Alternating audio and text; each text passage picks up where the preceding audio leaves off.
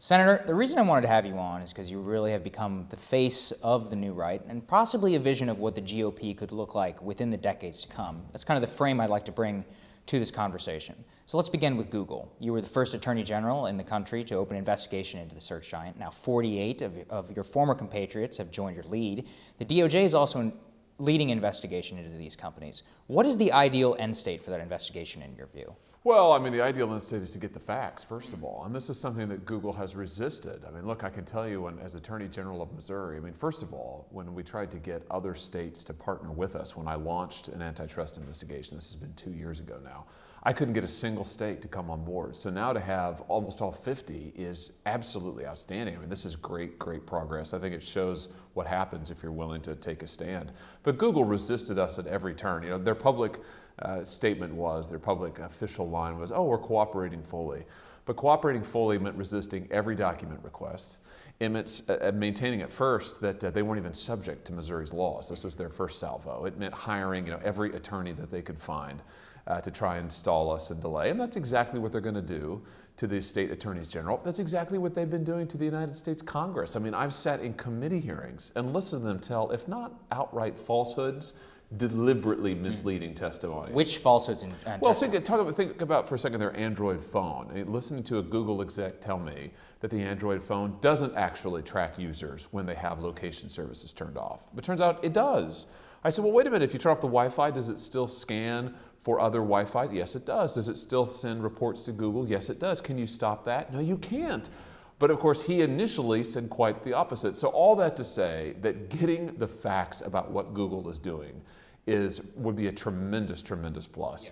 And then look, we've got to stop their anti-competitive behavior. I mean, Google is engaging with a pattern of what looks to be anti-competitive conduct. We need competition in that market. We need consumers actually to have their interests looked after, not just these monopolists. So the criticism of that would be nobody wants to use the second or the third or the fourth worst search engine. So what does competition within search actually look like, especially with targeted advertising? Yeah, well, this is a big problem, and the targeted advertising also leads to rampant privacy violations, and this is something else I think we need to talk about, is what Google is doing, violating its users' privacy.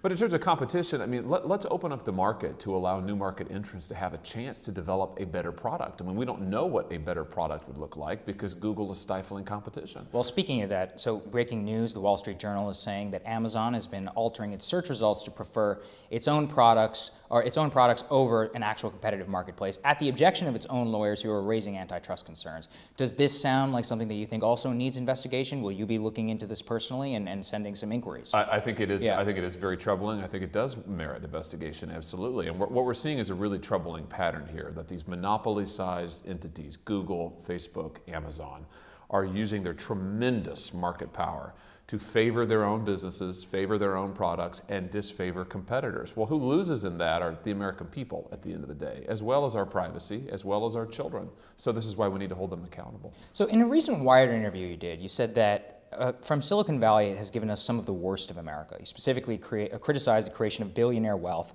at the expense of others, and you called it the Uber economy. Why do you think the gig economy is bad for American workers? It's a significant change in rhetoric that we saw from the Republican Party in the early days of Uber.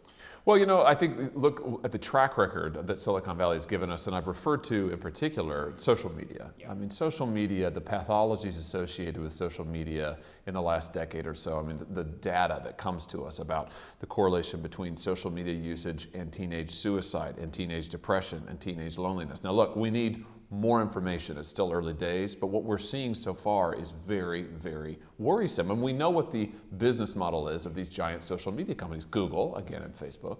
The business model is to get us to spend as much time online as possible, to take as much information from us as they can without telling us, and then sell it without our consent or otherwise profit from it. That whole business model is based on exploitation of consumers, of families, of individuals, of children in many cases. That's something that we ought to be concerned about, that we need to stop. Well, I want to return also to the gig economy, like you said, because I thought the Uber economy was a very important phrase that you used there. Is it exploitative of workers in order to participate in in order to create gig economy businesses? Yeah, my concern is that what we're seeing with Silicon Valley is they're creating jobs, but they're creating jobs in China. I mean, where are they prioritizing their investment? Overseas. You know, I mean, look how Google has worked overtime to try and open business ventures in China.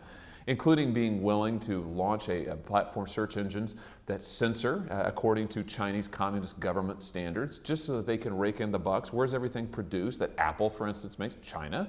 So I'm concerned that they're building an economy in which American workers don't have anything to do. American workers don't benefit. Uber, I mentioned the Uber economy because Uber drivers get paid cents on the dollar in order to drive. So who benefits from that? Well, Uber executives, they get rich, just like Google executives are rich and Amazon executives are rich, Facebook.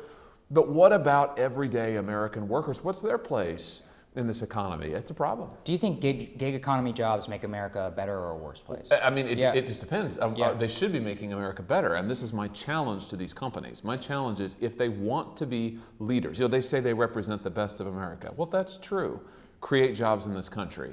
If that's true, invest in the middle of our society, in the middle of the country, but in the American middle, the middle class. Invest here, produce things here, create jobs and opportunities for our families, increase productivity.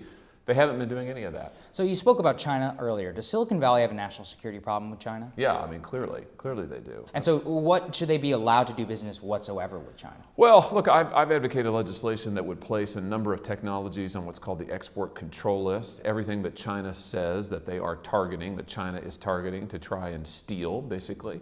We know that China has stolen so much of American technology. I mean, they've tried to build their middle class on the backs of our middle class. They've tried to build their military on the backs of our middle class, which is even worse.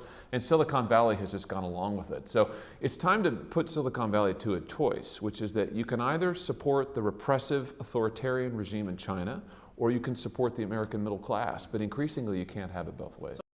More of my interview with Senator Hawley next.